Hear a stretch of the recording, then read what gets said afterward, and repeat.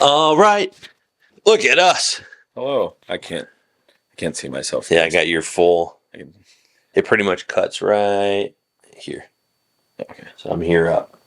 And then it's your full body that way. It's my full body this way. I'm going to keep my legs down because, as you all know, Oh, 6 feet long. 88 feet long. So welcome back. Episode... Oh, my flashlight's on. Episode 3 of the Life Behind the Bar podcast. We did it. 3 weeks. We're close to our timeline we kind of gave ourselves. We didn't film last week. It was my wife and I's anniversary, so we were up in the Stillwater area, so we did not film last week. But I would say this counts. It's close. It's close enough. Give or take a week. Yeah. I think there's an Asian beetle on your hat, and it wants to bite your face. Where's he? Oh, there he is. Yeah. It's like it gets warm, like slightly warm one day, and they're not dead anymore. No, I don't understand that because, as you guys know, we've said in the past, my fly is down. It means it's down the whole time today. Yo. Oh, that was probably our good luck. Oh, yeah. We didn't go to the casino. No, we definitely didn't. We had to make a run to Iowa and doing some business scouting. And, so that was a good way to start the day. We have a day, kind of a full-ish day today. We're prepping for an event. We're doing a birthday party. So again, if you guys are a first-time viewer of the channel and you don't know who we are, my name is Mike. This is Beth.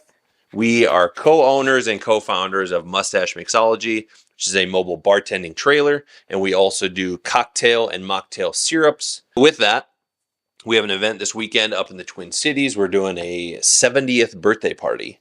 It'd be fun. That's going to be really fun. I feel like the older birthday parties are always like the biggest event. Well, because I think our biggest one to date we have done together was it an 80th? Yeah. Right? And that wasn't for our business, but it was an 80th birthday party, and that was one of the most fun. Yeah. We did well at the end. Everybody was great, so I think this will be the same. As part of this package, they're doing 3 specialty cocktails, doing a full bar. We're set up top floor of a brownstone loft in Northeast Minneapolis. So it's going to be a really fun.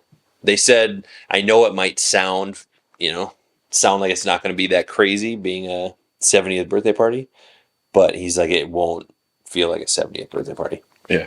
Well, and even kind of like how they're requesting cocktails and like the specifics and like they know what they like. I feel like those types of people generally, they know what they're doing. Yeah. So it's not their first time around the block. And so it's going to be really fun. It was a referral that we got from a relationship that we have that actually we met through doing this. So it's going to be really fun. I think there's going to be an opportunity for us to meet some really cool people. Hopefully everybody likes what we're doing and we have the option of doing some more business from it. But yeah, so today has been kind of a prep for that. We had to we went and checked on our trailer in the shop where it's at now. Had to do some grocery stuff because, as you guys know, with the syrups that we do, we make them all clean ingredient. Everything is, there's no artificial dyes, no nothing. So we had to get that stuff prepped, getting all ready to go. And we'll take off tomorrow early afternoon, and that'll be our evening tomorrow. I think this one it'll be fun too, now that we've kind of transitioned and are doing some being able to film and give these guys maybe a peek into what a day in the life looks like. Yeah. We're actually rolling. Kind of what the life behind the bar looks like. We'll try. I think we've said it a couple times and then it's gotten so busy and with what we're doing, but we're going to try to kind of vlog style film a little bit tomorrow.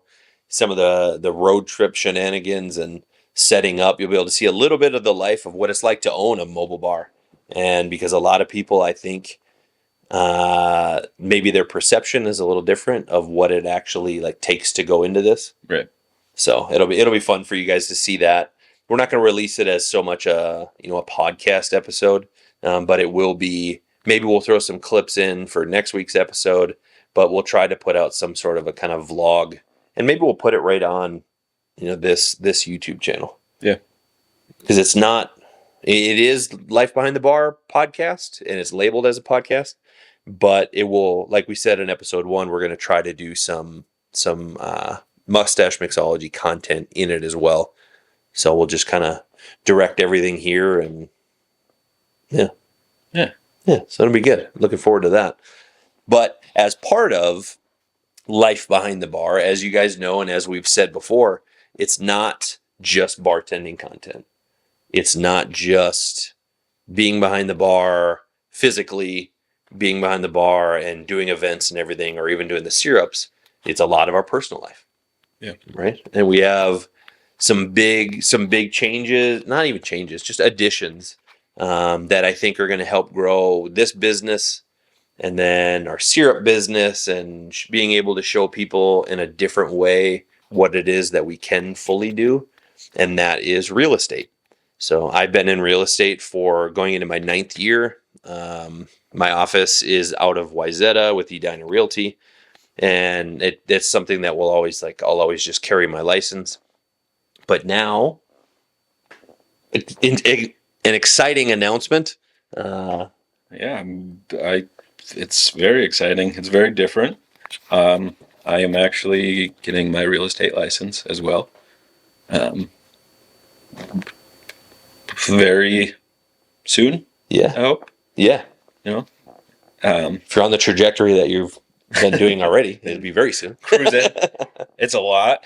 Going for my master's, and so I'm bouncing between, I've not necessarily set time every day that I jump on the computer.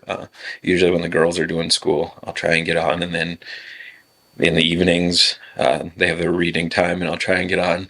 But doing a little bit of master's in psychology work, and then pop open another window and start answering some real estate questions, and I kind of just go back and forth, and it's a chaotic behind the bar on this side of things. Yeah, it very much is. And I'm not even doing I'm doing my CE part of it that you have to do every year.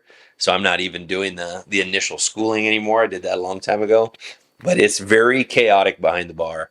And I think it's going to be really sweet to be able to, the goal I think for both of us is not to get into real estate and all of a sudden this is to the side and it's just, with selling houses. Sure, selling houses and getting that check is always nice, and it helps sustain a entrepreneur lifestyle. But I think the most exciting part about it is the fact that now we can do open houses and have, mocktails there. Yeah. And people can see. So then when they're looking at houses and maybe they're going to buy the house, they want to have a party, then they know that, Mustache Mixology can be there. And it's just a way to be able to drive both. And I think also a big part of it is being able to have, as we acquire space and shop space and building space for some of the other things that we kind of want to do in the future, we're going to be able to use ourselves essentially as, the real estate side of it. So I think you can almost look at the whole thing as our big umbrella, and then one arm of that umbrella is real estate. It's kind of how I view it, but yeah, for sure.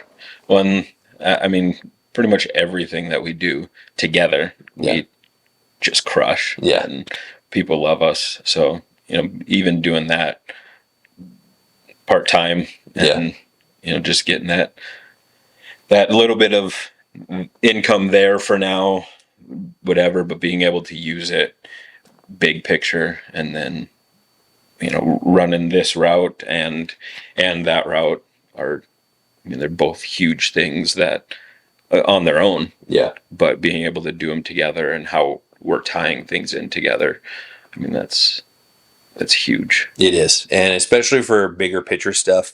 We have things we haven't even brought up to you guys yet, or really anybody else doesn't, outside of our little inner circle, doesn't know kind of what we want to be able to do. Like we said, bigger picture and the plans that we have and want to build on, and all of this together. Maybe it seems like we're kind of bouncing all over the place right now, but trust us, big picture, everything is done for a reason. And this is going to be a really exciting thing for, I mean, not only for you, but for me to be able to then, at some point kind of meshing this all as one thing is going to be really sweet. Yeah. Yeah. It is crazy. If you like individually look at the things we're doing. Yeah. Even sometimes I'm like, okay, wait, where are we at? Yeah. And you just kind of go back to what I picture in my head as like a family tree, Yeah. but it's the business growth. And okay, well, it makes sense if you see the entire picture. Yep. Otherwise, yeah, it's like, wait, you guys are mobile bartenders, so you're getting your real estate license. Yep. That's exactly right. And I think you said it perfect. Unless you can see that big family tree from this side, it looks kind of scatterbrained a little bit. And I think a big thing with entrepreneurship is, and I've experienced this, I've been self-employed now for 15 years, is like, it may appear that we're kind of spreading ourselves really thin. And, what do they say is like, you can be what is that saying? Like a jack of all trades, but a master of none. Yeah. Like I've heard that before, and I'm sure you guys have as well. But again, all of this driving one big overall picture is going to be really cool for you guys to see. And it's going to be exciting because it's going to bring some seismic changes, not only to us and the business, but for you guys as well. It's going to be really fun. Yeah. A lot of fun. Yeah. So very much looking forward to that. And then even, it's part of life behind the bar. Like we said in the first episode, a lot of this podcast is not just that. It's our lives. And you're seeing people who work behind the bar, and it's behind our It's kind of it's behind our bar, behind the scenes. Yeah. Yeah. It's crazy too. There's a long dramatic pause. Like, because the kids know. Yeah. We're very open about literally everything. Like, and so when the kids ask, like those first few days, I spent many hours crushing real estate stuff to get the hours in. And like they ask, like, you've been on your computer all weekend, and I explain it to them in quick, short terms. Yeah. Even the kids are like, oh yeah, that makes a lot of sense. Right. So it'll be fun for you guys to see it. And it's sometime down the line, whenever that may be, it'll make a lot more sense. But it's going to be really cool. Or maybe never. Maybe it'll never make sense to you guys, and that's okay. That's all right, because it'll make sense over here. Well, I do want to. We're gonna sidebar. I do want to clarify one thing with people. I've gotten a few messages about this.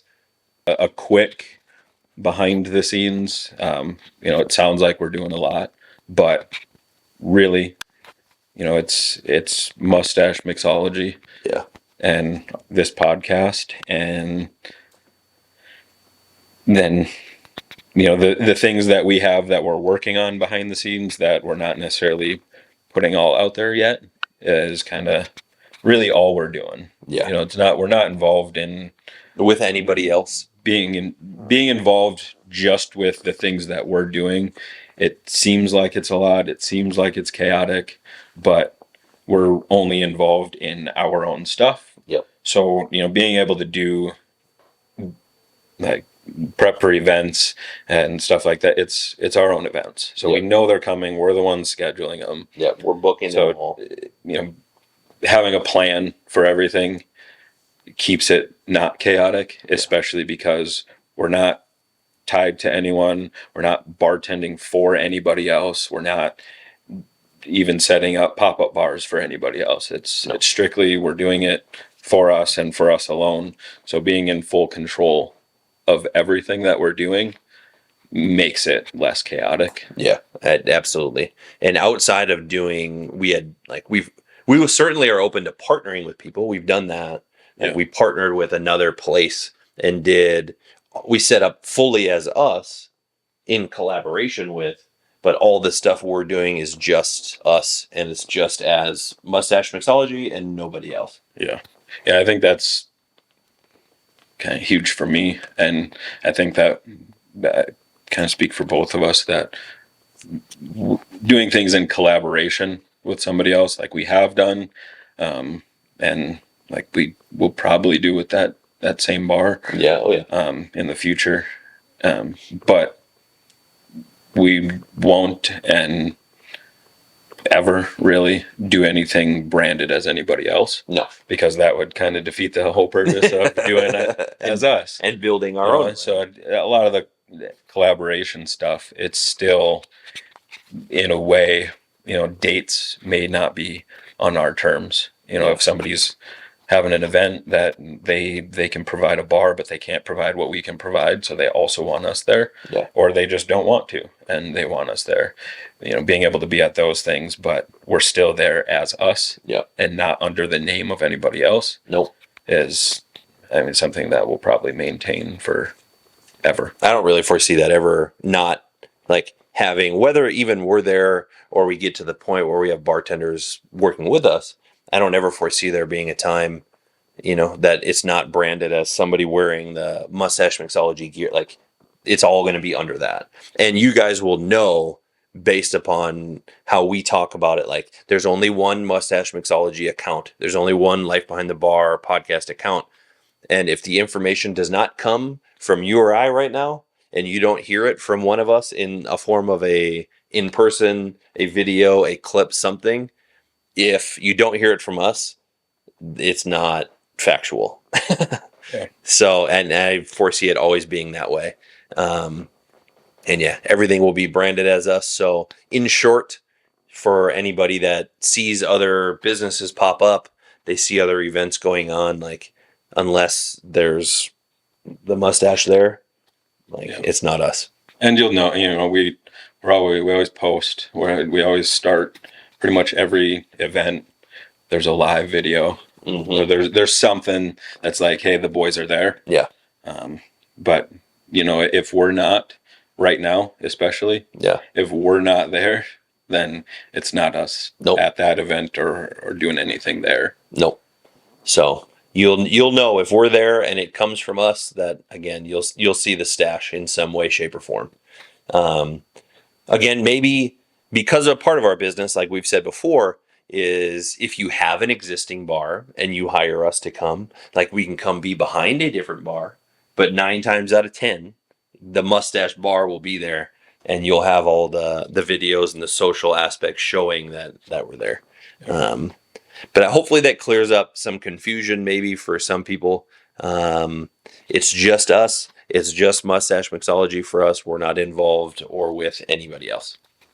So I think that's a good way to let people know, because I've gotten multiple messages in different ways, asking if we're in collaboration with other people and involved with other people, and we are not.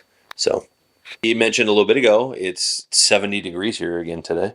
So we went from episode 1 in shorts to episode 2 in pants and hooded sweatshirts, and we're back to 70 degrees. And now it looks like in 2 weeks we have our first chance at actual substantial snow. So that'll be exciting. Yeah. There's snow removal. And everything's gross inside, because kids are like, let me just, I'll stomp off the snow once I get 8 steps inside. Whatever I don't stomp off, it's fine, because when I shake my foot violently to yeet this boot off, whatever wall it hits, or the ceiling maybe, the rest of the snow will come off and my boots will be clean. So our floor gets foul in the wintertime. And the dog too. Dog that boosts inside because she's cold. She runs inside and shakes inside. Yeah. There's certain aspects. I feel like winter very much is like I don't know. You have to like it to some extent based on where we live. And there's a lot of aspects I really enjoy. Like, I like to ice fish, snowmobile, which will be fun because you guys will be able to see some of that stuff. Maybe we'll even run a pod from inside the ice house one time this year, or a couple times. We'll see. But it's fun to partake in some of that stuff. But there's certainly a lot of it that if we lived by the ocean and operated this business in warm weather all year, I wouldn't be sad about it. No, dude. If I'm ever like, man, I wish I wish running to the grocery store included putting on a couple extra layers and 15-pound boots and driving through 6 inches of slush and hoping that my life does not end just to go get some blueberries. some cereal and eggs. If I ever missed that, then just come back for be like a reverse snowbird thing. Yeah, come visit for a week and then get the fix. So with that being said, if any of you live in the southern part of the United States and you want to run an event in like January, February, March, don't hesitate to let us know, because we will gladly travel to you with our supplies, and we'll run an event down in Florida, which we've talked to a couple people. Yeah. And it hasn't gotten any further than that. But again, we are willing to travel and pop up really anywhere. So we had some big news. Real estate. That's going to be awesome. Mm-hmm. It's going to be a nice addition. And that'll be a pretty quick, that's coming soon. Yeah. Like very, very soon. Yeah. But we also have other big news for very soon that I feel like we can drop now. We can drop because we're 3 weeks roughly away. So our first guest on the pod, we will actually be doing a small little haul to northern Minnesota. Yep. We're going to film on location. Which will be that'll be fun. We're going to travel up to Bent Paddle. Mm-hmm. And sit down with the two co-founders of Bent Paddle Brewing. If you guys are from Minnesota, I'm sure you know who they are. But we had talked a little bit, and so, yeah, we're going to film at the Bent Paddle Brewery up in Duluth, Minnesota. And we're going to be able to sit down with the two co-founders and hear their full story of how they got into it. And that was a big thing I think we've talked about before, is being able to hear how other people got into the hospitality world. And then we'll talk about some relation on, maybe things that they've experienced that we've also experienced in starting a business. But it's going to be sweet to go up to Duluth. It's the beginning of December. We're going to film early December. So again, it's just a couple weeks away. But it's going to be really fun, because Bent Paddle is, you think of breweries in Minnesota, and that name is very synonymous with breweries. And to be able to hear both of their stories on just getting into it. We're going to be able to do a tour. I'm sure there's going to be some tasting stuff, and just being able to collab with another very large name in this industry is going to be really sweet. Yeah. So if with that, if you are involved in any sort of a brewery, distillery, winery even, we will travel for it. I think that's the cool part, and being able to show off space. A lot of those, like once we have a studio space, it'll be fun to be able to have those guys in with us. Yeah. And have a spot where we can set up shop and kind of have more people there. It'll be fun, but in the meantime, like traveling to these places and showing off their stuff will be really fun. And hopefully bringing a new audience to them, and maybe you've never heard of Bent Paddle, or you don't drink beer. It's going to be cool for you guys to see an entirely new thing. Yeah, and kind of giving the people that maybe there's people that really like Bent Paddle, being able to give the fans, I guess, of Bent Paddle a little behind the scenes look. Yeah, if they haven't. Get a little tour of their factory, and they have a really cool setup. We were in Duluth, I don't know, a month ago maybe, and it was really we had just traveled past it. We had a kind of a full slate of stuff we were doing, but it's in a cool spot. It's very close to Canal Park in Duluth, if you guys are familiar with that area at all. And while we're there, actually, is going to be really cool. Bentleyville, it's like the largest Christmas lights display in North America, is my understanding. I've never been to Bentleyville, but we'll be able to. It's going to be very close to where we're at, so I'm sure we'll go check that out. We're bringing the families with, and like we've said before, this is very much a family endeavor. It's not just the two of us. We have our kids, our wives. We're all going to go up and kind of make it a thing.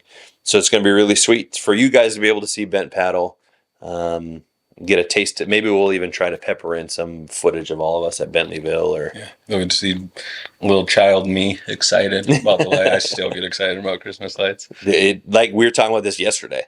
Like Christmas time is, I love pretty much from like Halloween to the New Year. When you run Halloween, Thanksgiving, Christmas, and you're like starting to set up Christmas stuff in the house, and like there's something about even at night, like the main lights are all off in the house, but you have like the Christmas tree lights and stuff, and the smells of Christmas, and it's a vibe. It really is. We finally, probably a few days after Halloween, we set up Christmas decorations, because I'm like, well, there's no.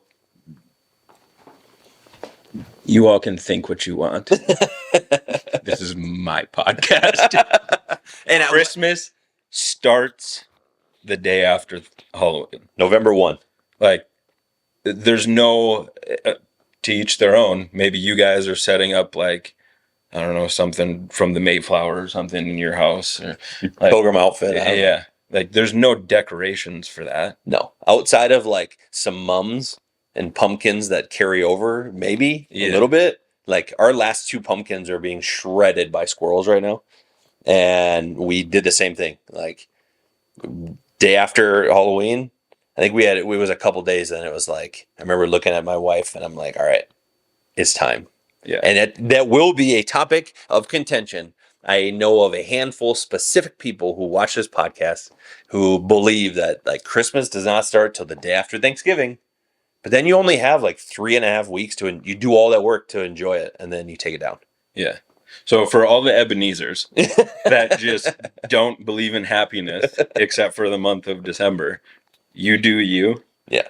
But like we've already been listening to Christmas music. Dude, at school when we taught our class, as you guys know, or maybe you don't know, if this is your first episode, we teach at a homeschool co-op. And we played Christmas music for the kids. Yeah. A couple of them griped about it the whole time. But there was still a little like moving, vibing a little bit. You can be mad about it all you want, but when that music comes on, you feel it. You hear those jingle bells a little bit, and you start to vibe, and I don't know. I love it. I think if we're going to give, 2 months, a month and a half to Halloween, like let's give November to Christmas. I mean, you could still have Thanksgiving, but we're kind of running it now like it's like Thanksgiving is part of Christmas. Yeah. Like Thanksgiving, we're thankful. We're thankful for everything we have, and you kind of go into the Christmas season with thanks. Mm-hmm. Like it's not just I'm thankful for everything leading up to Thanksgiving, and then after that, like game on. Like now I'm a little.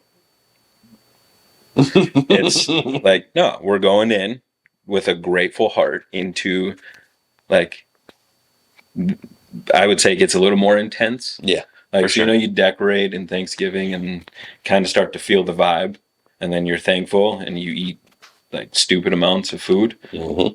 And then you enjoy the Christmas season a little bit. And then 2 days before Christmas, you go get all your shopping done, like the rest of us, and you're stressed out about it. Yeah, that's part of it. Then you greedily open everything you got, but you're thankful about it. You open everything with violence of action, we'll call it. You're excited, but you're grateful for it because you went in with like Thanksgiving was part of the Christmas season. Yep. Yeah, it's part of the holidays, and it's one of the best times of the year. And I'm very much one of those people that like Halloween is done, Halloween comes down. Like Halloween's down. Yeah. When Christmas is done, that there's a little bit more buffer room and a little bit more leeway room where like the tree stays up a little bit longer. But like I'm not running into February and the tree's still up. Like I'm very much when the holiday, like the official holiday's done, outside of Christmas having the little buffer time, anything else you set up for or decorate for comes back down. I got a buddy that I'm pretty sure. So they had gotten married and bought their house and they set up their Christmas tree. And I think, if I remember correctly, they took the decorations off of the tree, but the tree itself stayed up for the rest of the year. Like it was, they got to a point where I think it had been up for so long that, like, why take it down? It's got to stay up now. And then they just left it up, re-put the decorations on it, good to go. Well, and here's what I will say is, now calling back to real estate, I've shown houses that have done that, where it's like it'll be around Easter time and that Christmas tree now has like Easter eggs on it and they'll like decorate it for the seasons. And so I've seen that before. And I mean, in Minnesota, I guess, it could make sense. Like a pine tree. It's, yeah, like you show up, you put a pine tree on your logo. You don't have to ask where the business was formed. It's probably Minnesota. You look up almost any Minnesota, like especially newer, I would say, like newer being 10, 15 years. You look up clothing brands, store, like there's a landscaping town or a landscaping business in town that like there's a pine tree in their logo. Yeah. It's like, the Wolves, they brought back the trees. They brought back the trees, which got that Ann Edwards jersey. Maybe we'll wear that on the pod for one of the next episodes. Bust out the jerseys. It's funny how that, like, this is us side questing all the time, but that's what this podcast is about. Is like we've gotten back into like the jerseys a little bit. Yeah, both of us. Yeah, even not this last week, the week before. Yeah, I rocked the OG Bulls. Yeah, you had the Jordan jersey. I rocked the Tree Anthony Edwards jersey. I just got a new Anthony Edwards Minnesota Timberwolves jersey. Rocked a couple new Vikings jerseys. So that would have been 2 weeks ago, because then the week after, I rocked a JJ McCarthy jersey. Yeah. And yeah, it's funny how trends and all that stuff come back. Hopefully not all of them. Like that. That's exactly right. Exactly. The rock revival, the affliction shirts, the bedazzling. That stuff can the 10-pound tee from the gems stuck to the back, and 30-pound jeans, flaps on the pockets. We did just have this discussion, wasn't it, yesterday as well? Yeah. Yeah. Like that one is fine. I'm sure at some point it will come back around, unfortunately, but that one is fine staying to the wayside. Yeah, Ed Hardy, no hate, but yeah, some of that stuff can stay. It can stay in the past, and you just remember it. Like, I don't know, like baggier jeans are becoming a thing again, but like, are we going to see a time with Jinko jeans again? Like, for those of you that don't know what Jinko jeans are, like each leg was like 3 feet wide, and the pockets on the back were like 2.5 feet long. Like, you could fit a small person in it. Like, do you think we'll ever see those again? See, here's my thought though. I feel like at one point, like, clothing was almost universal. It was just different styles of that. Like thinking of baggy jeans, like every clique, every group, even the preppy kids, it was like the baggy cargo shorts for the preppy kids, and then like the goth kids had the big black baggy with the straps. And then your average kids were just wearing normal jeans, but they were baggy. And so it's like every group was still kind of like unified in a way. There wasn't like there were definitely some brands like then if you wore starter, like you're lame. But now I feel like the brand doesn't matter as much. So if we can bring back the equality of the style, then it's like brand and style. Everybody's, and we all have something in common. Dude, what I would give for a fresh starter jacket right now, the pocket, quarter zip with the little starter logo. And actually, and with that being said, I think that summed it up perfectly. Like, you see even a lot of athletes, they'll show, like basketball in particular, I'm a big basketball fan, and it'll show a lot of times like the bigger stars arriving at the arena and like walking through the back of the arena to go into the locker room. And they have, like, I feel like I have seen specifically on the Timberwolves, like Naz Reid, he'll always have huge pants. I'm sure they're not Jinkos, but huge, super baggy. Like Shea Gildress-Alexander for the Oklahoma City Thunder, that dude, I think I just saw in an interview he had said that he never wears the same outfit twice before a game, ever. That's wild. Can you imagine doing that? You play 82 games a year minimum. You never wear the same outfit game after game, year after year. He does not recycle anything. Not even like I'm going to wear the same pants this time, but a different shirt. Just say the whole outfit, top to bottom. I need that guy's closet. That would be wild, dude. I'm sure his I don't closet. know if I could do baggy jeans anymore, though. No, like this is as baggy as my jeans are gonna get. And you're also you're tall, so Yeah. like your baggy jeans, bro. A good gust of wind, like that's a parachute. You're gone, done for.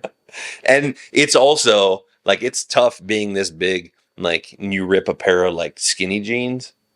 It looks like the pine tree, the Christmas tree behind the camera right now. Like you can't do that. But like even that, like this is the most baggy pants I've had in I can't tell you how long. Yeah, I don't like baggy. No. Well, especially like now, I feel like as I've gotten older, I've gotten more into like having a nice set of boots, like brown boots. Yeah. Like we each have a few pairs, and it's like it's easier for a little bit more to slip over the boot versus you wear the boot, especially when you have boots that are size 14 and then you got like skinnier pants leading up to a size 14 boot. Like, no, can't do that. Yeah, you a 14, guys, a 14. Dude, even my Converse, a fresh pair of Converse, big. Yeah, I think my shoe could fit inside of his shoe. Dude, we used to hide in college. One of the houses I lived in college, my roommate's girlfriend had very small feet, and they're married now.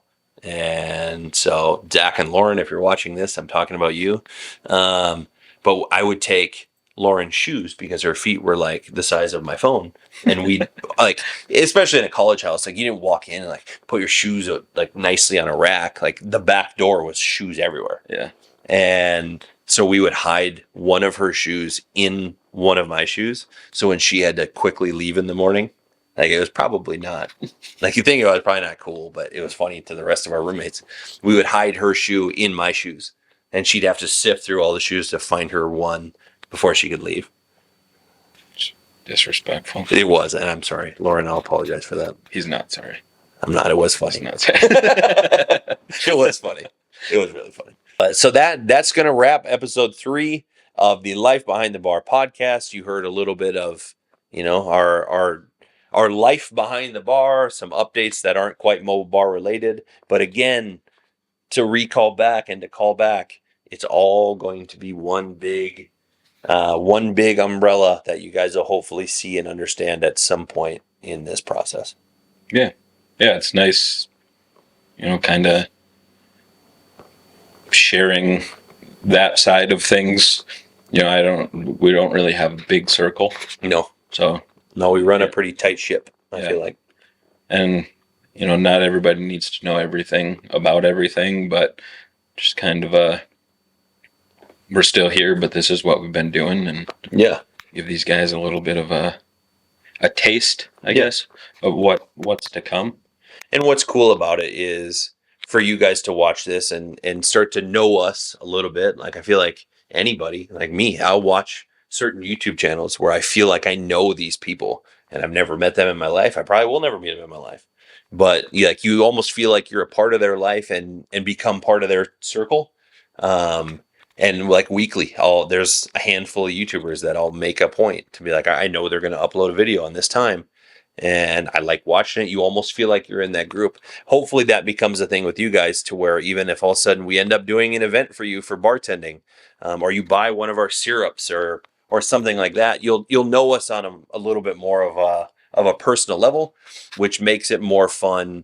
And you almost kind of build up that trust and that relationship to where then when you have us at an event, you feel like you know us and we're part of your friend group, you're part of our group, and it makes it better. And it's not just some random stranger showing up bartending for you, or, especially on some of these where it's like we did a wedding, like that is the biggest for a lot of people. That's the biggest day of their life. Yeah. Getting married. And these guys trusted us to come into their tight circle, and we didn't know them. Like that actually was a time where they had heard about us and they heard the quality of our service and quality of our product. So they graciously hired us to be part of that really big day. And we don't take that for granted at all. Like, we had a discussion during that wedding as they're doing speeches about each other, of friends that grew up together forever. And that's their best man's doing a speech. Their parents are doing speeches. And like, they openly hired us to be in that circle because they trusted our product and service. And like, we left there, like, we have pictures actually. Like, we left there taking pictures with people and like talking to the groom's mom, and like, I don't know, it's one of those things where like you almost leave there as friends. Like, you feel like you're part of that circle now. Yeah. And so I that, feel like this is also, I don't know if it's true for everybody, but I would say a lot of people in our generation, before I go somewhere, if I've never been there before, like, I'll Google Maps. Like, I'm going to see, okay, well, I'll probably turn in here. And then if I can't get in here, I'll turn in here. Like, I want to plan for where I'm going to park. Yeah. Or, we plan ahead when you don't know. But, a lot of what we provide is like person to person. Yeah. It's very much a social thing. And so, people that see us here can kind of know who they're going to meet. Yeah. Like, when we go for that initial meeting, and like, you literally know more about us. Like, we talk about our personal lives. You kind of see our personalities a little bit. And even like you being more talkative. Guys, I'm doing a podcast. I'm not a talkative person, but like so kind of just learning those little things about us before you meet us. Yeah. I feel like creates a little level of comfortability right away. Yeah. Going into the initial meeting and figuring out what they want, and even how some of these meetings are via email or DMs on Instagram. Like, you're not always getting a face-to-face right away. So by watching the pod, you guys can learn a little bit about us. Yeah. How we are as people, and hopefully hire us. And right. We'll all, now then you can be in our circle a little bit in theory, and we'll be in your circle. And then when you do an event in the future, you had a great experience. Our kid now, years down the line, like, my kid's getting married, I know who we have to do that event. Yeah. And so it'll be fun. It's cool to give you guys the opportunity to be able to, like we said, learn more about us. And then we look forward to learning more about all you guys as this goes. And the interaction's a big part. If you guys drop a comment on these videos, or you subscribe, you buy some syrup, you buy some merch, all that all of that kind of fuels this entire thing. And just to reiterate again, we don't take any of it for granted. We appreciate each and every person that watches the videos and buys the syrups and the merch and hires us for events.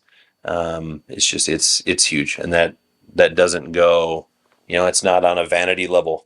For us, we very much appreciate the opportunity to even do this. Yeah. There's not a lot of people there's a real conversation, I would say, happens after every event.